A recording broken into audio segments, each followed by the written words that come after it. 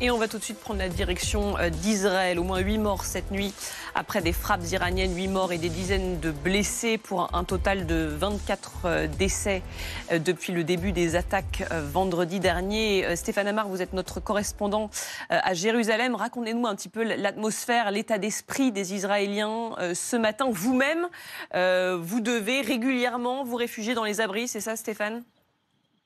Oui, absolument. Cette nuit, par exemple, la sonnerie a retenti. D'abord, c'est sur le téléphone mobile, un message d'alerte qui demande de se préparer à la sirène. Et puis ensuite, en général, une dizaine de minutes plus tard, la sirène retentit. Dans mon immeuble, nous sommes deux familles à ne pas avoir d'abri dans notre appartement. Donc, nous descendons au rez-de-chaussée où un abri a été aménagé. Et puis là, on écoute la radio car l'Internet ne passe pas pour entendre où est tombé le missile. Et puis, en général, au bout encore d'une dizaine, quinzaine de minutes, eh bien, on nous permet de sortir de l'abri et donc de retourner chez nous. Donc, les nuits sont extrêmement perturbées. Les enfants sont à la maison car il n'y a pas d'école. Les magasins également, la plupart des magasins sont fermés. La ville fonctionne au ralenti. Il y a des livraisons de repas, mais les restaurants sont fermés. Et bien sûr, l'aéroport reste fermé, ce qui est très important pour les Israéliens, car c'est quasiment la seule porte d'entrée et de sortie du pays. Merci beaucoup. Effectivement, on avait une Française tout à l'heure qui passait quelques jours en Israël et qui se retrouvait coincée, ne pouvant pas quitter Israël pendant encore plusieurs jours. Je voulais qu'on écoute ce témoignage, cette réaction de Benjamin Netanyahou sur Fox News, sur la chaîne américaine Fox News, qui explique ses objectifs derrière ce conflit et ces attaques en Iran. On l'écoute. Nous ne pouvons pas laisser le régime le plus dangereux du monde posséder les armes les plus dangereuses au monde. Nous nous protégeons, mais ce faisant, nous protégeons beaucoup d'autres. Les renseignements que nous avons obtenus et partagés avec les États-Unis étaient absolument clairs. Ils travaillaient sur un plan secret visant à militariser l'uranium. Ils avançaient très vite. Très rapidement, ils seraient parvenus à réaliser un essai, voire une première arme nucléaire, en quelques mois et certainement en moins d'un an. Marc Lavergne, le message derrière, c'est un message direct aux Américains et c'est de leur dire impliquez-vous dans le conflit et venez nous en aide. C'est un message effectivement à tous les pays occidentaux, on va dire, en disant nous on fait le job là pour l'instant, mais derrière il faut nous soutenir et ce que nous faisons est donc d'intérêt général. Et il peut y aller réellement, Donald Trump ? Alors écoutez, c'est très difficile de prédire quelle peut être la décision de Donald Trump. Et est-ce qu'il y a en Amérique dans l'armée ou dans les services compétents des moyens d'influencer sa décision ? C'est un peu ça, parce que c'est quand même une grande aventure dans laquelle l'Amérique se lancerait. Et puis nous derrière, je pense, du coup, pour un résultat qui est un peu incertain, parce que personne n'est préparé à ce changement de régime à Téhéran. C'est-à-dire où sont les groupes d'opposition, où sont les forces organisées qui peuvent remplacer les mollahs Comment interpréter d'ailleurs la décision de Donald Trump de s'opposer à l'élimination du guide suprême Ali Khamenei ? Enfin, ça a été nuancé par Netanyahou. Netanyahou a dit qu'Israël a le droit est souverain en fait par rapport à cette décision. Donc c'est pas très clair par rapport à ça. Mais par contre, ce qui est important de dire, je pense, c'est que les États-Unis, eux, pourraient intervenir dans la guerre, à mon avis, dans deux cas. Soit leurs bases militaires sont attaquées, et dans ce cas-là, par exemple celles qui sont en Irak, à portée de main des Hachd al-Sha'bi, qui est la milice irakienne pro-iranienne, si leurs bases sont attaquées, alors Trump peut réagir. D'ailleurs, en 2020, il a fallu que le consulat américain se fasse attaquer à Bassora pour qu'il tue Soleimani, qui était la figure la plus importante à part le guide en Iran. L'autre chose qui pourrait... Et là, les bases américaines sont réellement menacées ? Oui, bien sûr, ils sont à portée de main des Hachd al-Sha'bi en Irak. Donc ça, c'est très simple pour eux de les attaquer. Maintenant, l'autre possibilité, c'est... Je veux dire, pardon, j'insiste là-dessus, mais est-ce que l'Iran ira jusqu'à prendre ce risque-là d'attaquer des bases américaines ? S'il est coincé, s'il se sent impuissant par rapport aux Israéliens d'un point de vue militaire, parce qu'il est inférieur à Israël d'un point de vue militaire, il est possible que le régime dise « Ok, on lâche les loups ». Et dans ce cas-là, les Hachd al-Sha'bi pourraient attaquer les bases militaires. C'est ce qu'ils réclament. Et avec quelles conséquences, si les bases américaines sont visées par l'Iran ? Justement, à ce moment-là, les Américains pourraient intervenir. Mais il y a une deuxième possibilité pour les Américains d'intervenir, c'est si l'Arabie saoudite est attaquée. Et l'Arabie saoudite peut être attaquée par les Houthis du Yémen, parce que pendant des années, les Houthis du Yémen attaquaient l'Arabie saoudite, et notamment les champs pétroliers de l'Arabie saoudite. Et depuis quelques années, au moment où il y a eu un dégel entre l'Arabie et l'Iran, eh bien, il y a eu un accord tacite comme quoi les Houthis n'allaient plus attaquer les champs pétroliers d'Arabie saoudite. Mais il ne vous a pas échappé que depuis le commencement de cette campagne, Israël est en train d'utiliser le ciel saoudien. Et ça, c'est quand même une première. En 1991, au moment de la guerre du Golfe, les Américains avaient supplié les Saoudiens de pouvoir utiliser le ciel saoudien, le territoire saoudien. Et finalement, après des mois de négociations, les Saoudiens avaient accepté. Mais là, pour que les Saoudiens acceptent, excusez-moi du terme, que les Juifs survolent leur territoire, pour eux, c'est quand même extraordinaire. Et donc, pour le régime en Iran, eh bien, c'est une trahison totale de l'Arabie saoudite. Et donc, peut-être que l'Iran va dire aux Houthis, vous n'avez plus de blocage, vous pouvez tirer sur les champs pétroliers des Houthis. Et là, dans ce cas-là, à la demande saoudienne, et non pas à la demande israélienne, à la demande saoudienne, les Américains interviendraient. Là pourrait intervenir. Et peut-être même la France. Pour l'instant, Igor, ce que dit Donald Trump, c'est qu'il est possible que les États-Unis s'impliquent dans le conflit, mais qu'ils ne se sont à cet instant pas impliqués. Non, absolument. C'est ce qu'il a dit juste avant de partir au Canada pour le G7. Il a dit clairement, a appelé de nouveau les deux parties à trouver un accord. Et ils vont trouver un accord. Ce sont les mots du président américain. Même si parfois ils doivent se battre. Voilà ce qu'a dit le président américain. En réalité, il est un peu coincé, Donald Trump. Je vous fais rappeler qu'il avait laissé un délai à l'Iran pour revenir à la table de négociation sur le programme nucléaire iranien. Et il se trouve que Benjamin Netanyahou a attaqué dans la nuit de jeudi à vendredi, donc finalement juste avant cette deadline proposée par Trump à l'Iran. Et quelque part, Donald Trump est un petit peu pris en tenaille par le Premier ministre israélien, et quelque part, il devra le soutenir quoi qu'il arrive, en tout cas pour le moment. Et il attend effectivement que les choses se calment, car ce n'est pas son intérêt forcément au président américain. Général Dominique Delors, ils ont besoin, les Israéliens, des États-Unis pour pouvoir frapper puissamment l'Iran et donc parvenir à leur objectif? Vous savez, la priorité d'état-major américain en ce moment, c'est d'avoir une vision précise de l'évaluation des dégâts causés par les frappes israélienne sur les sites nucléaires, car c'est bien l'objectif principal. Donc cette évaluation, elle est en cours et ils la font en permanence pour voir si...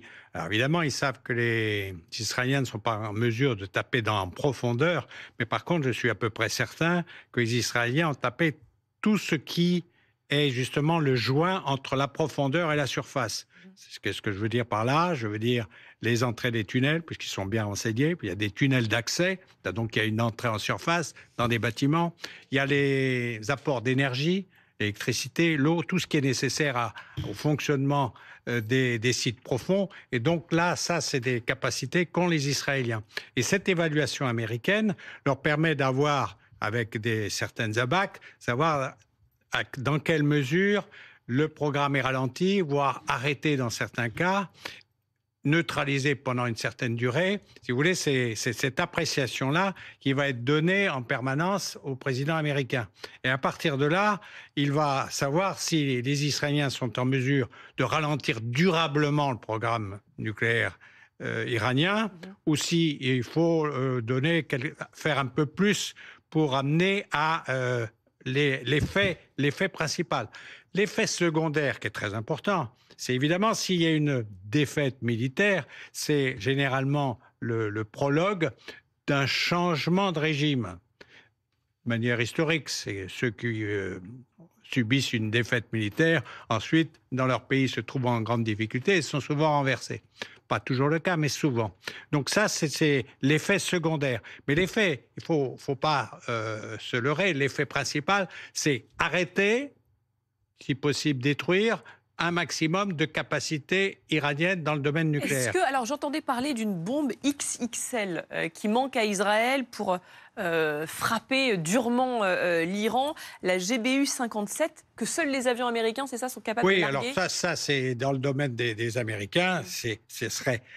Alors, c'est ce qu'attendent en tout cas les Israéliens. Ils seraient capables de tout détruire. C'est pour ça que dans Fordo, manifestement, c'est très profondément installé à 80 mètres ou plus. Et donc, même avec les bombes américaines, ça ne serait pas simple.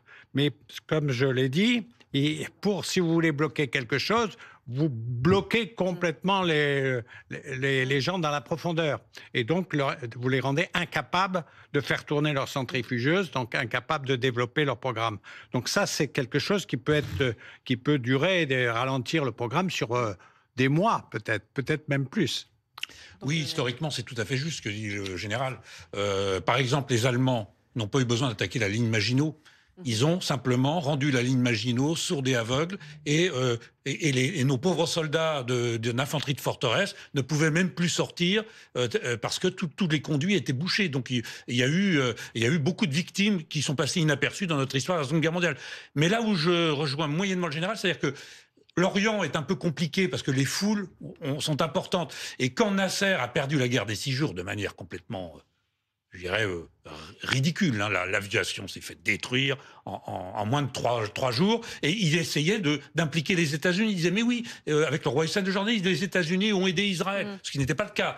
Eh bien, malgré tout, quand il a montré sa démission, parce qu'il était un peu gaulliste, Nasser, il dit, voilà, je démissionne, et bien toutes les foules, non, reste ici. Alors je ne sais pas quel est le degré de popularité de Khamenei, qui dit, voilà, je pose ma démission, est-ce qu'il y aura les foules iraniennes? Peut-être que c'est demain qu'on le verra ou pas. Il faut dire, ben non, restez, on vous aime depuis 40 ans de ça. Je n'en sais rien. Parce que Nasser, c'est un régime totalitaire aussi. Hein. Nasser a beaucoup persécuté les chrétiens, les juifs, et puis les opposants et les frères musulmans. Mais en 67, il était moins usé que le guide actuel. Oui, mais il est mort 3 ans plus tard. Il était quand même, vous voyez, il est mort au moment après Septembre Noir. Donc il n'était pas en très bonne santé non plus, Nasser.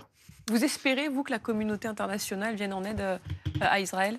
Je voudrais que la communauté internationale vienne en aide aux Iraniens pour se débarrasser de ce régime. Et donc, soutiennent ces opérations. Soutiennent ces opérations, sécurisent les populations civiles et frappent davantage les chefs des gardiens de la révolution et soutiennent le peuple iranien qui veut vivre en paix dans la région. Je voudrais répondre pour ceux qui ne veulent pas entendre qu'il y a une opposition. Il y a plusieurs oppositions, mais dont une, je sais, c'est très très compliqué pour des gens qui ont fait du Shah d'Iran le grand tyran, celui qui avait...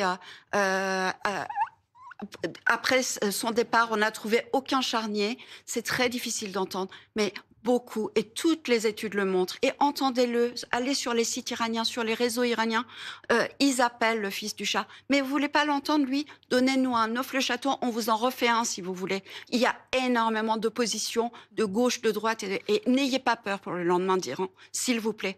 Par contre, ce régime doit tomber. Pas que pour l'Iran, mais aussi pour la France, mais aussi pour le monde. La France, justement, va-t-elle participer à ces opérations ? Honnêtement, je pense que la France ne fera pas grand-chose à part essayer peut-être d'aider l'interception de drones ici et là. Ce que apparemment, même si elle ne le dit pas officiellement, d'après les Israéliens, en tout cas, elle a déjà commencé à le faire. Mais par contre, si jamais, comme je le disais tout à l'heure, les intérêts de l'Arabie saoudite sont touchés, donc le pétrole saoudien et tout, en raison des liens ou les Émirats arabes unis ou le Qatar, c'est-à-dire les intérêts français commerciaux sont donc touchés, les partenaires économiques, à ce moment-là, la France interviendra. Donc en fait, elle n'interviendra pas pour Israël, elle interviendra plutôt pour les pays du Golfe. Oui, pour ses intérêts dans les pays du Golfe. Dans les pays du Golfe. La classe politique française très divisée sur la question. En effet, je pense que tout le monde est pris un peu au dépourvu. Bon, la France, pour revenir sur le Golfe, il y a la base française, évidemment, à Abu Dhabi, qui peut servir de projection en cas de dérapage en Iran. On ne peut pas appeler les choses autrement, parce que moi, je suis aussi pour la chute de ce régime, rassurez-vous. Mais je me pose la question des remplaçants. Alors, je sais qu'il y a beaucoup de groupes en exil, comme souvent d'ailleurs contre ces dictatures, et des groupes qui ne sont pas forcément toujours d'accord les uns avec les autres aussi. Donc le problème, c'est un peu la préparation de l'après. Et là, la France, effectivement, peut jouer un rôle, parce qu'elle a toujours eu une relation particulière, culturelle, historique avec l'Iran, sans remonter jusqu'à Montesquieu. Mais c'est un pays très important, très complexe aussi. Je crois qu'il faut aussi dire que l'Iran et les Iraniens, c'est pas tous des Persans. Hein, il y a aussi beaucoup de peuples à toutes les frontières de l'Iran. Et donc, il y a une question d'unité nationale qui est parfois mise en danger. Hein, ça a été le cas avec les Kurdes, un parti démocratique du Kurdistan d'Iran, et d'autres groupes. On le voit au Baloutchistan actuellement également. Je veux dire, non pas qu'il y a une volonté... Non, pas du il n'y a tout. pas une volonté de ces peuples de sortir de l'Iran, mais ils peuvent servir, comme malheureusement les Kurdes l'ont été, d'objets, de leviers pour démembrer l'Iran. Et c'est ça qu'il faut éviter aussi. Non, mais je pense qu'on parle d'ethnie et non pas des Kurdes. Les Kurdes iraniens et les Kurdes turcs et les Kurdes syriens ne sont pas les mêmes. Vraiment, moi, je passerai beaucoup de temps avec vous et j'aurai plaisir à vous expliquer tout cela. Voilà. Et ce dont vous parlez, c'est-à-dire beaucoup d'opposition, ça s'appelle la démocratie. Oui, tout le monde n'est pas d'accord, mais 80% sont derrière le fils du chat actuellement. D'un mot très rapide, l'Iran, c'est 4% de la production mondiale de pétrole. Il faut craindre concrètement des augmentations des prix à la pompe en France. Il y aura des conséquences économiques concrètes. Déjà, le baril était à 62, maintenant il est au-dessus des 75. Donc déjà, il y a un impact sur le prix à la pompe, c'est certain. Maintenant, comme je le disais tout à l'heure, il y a une possibilité quand même qu'il reste que l'Iran ferme le détroit d'Ormuz, mais là, c'est quand même très compliqué parce qu'il y a quand même les navires américains et même des navires chinois qui peuvent empêcher la fermeture du détroit d'Ormuz. 20% du pétrole mondial transite. Oui, mais on parle ce détroit d'Ormuz. Vous avez raison. On dit tout le temps sur les 20% pour le pétrole, mais il y a également 77 millions de tonnes de gaz naturel liquéfié qui sortent du Qatar et qui sont déversés dans le monde entier. Donc, il y a le pétrole, mais il y a aussi le gaz. Donc, par exemple, en France, en Europe, le prix du gaz est important. Si on n'a plus accès au gaz russe et on n'a plus demain accès au gaz qatari, il y a quand même aussi un problème au niveau du prix du gaz. Donc il y a ça aussi à prendre en considération. Puis ce que je vous ai dit tout à l'heure, c'est-à-dire les possibles frappes des Houthis contre les sites pétroliers en Arabie Saoudite qui pourraient aussi faire exploser le prix. Merci beaucoup. Merci à tous les 6 pour vos éclairages.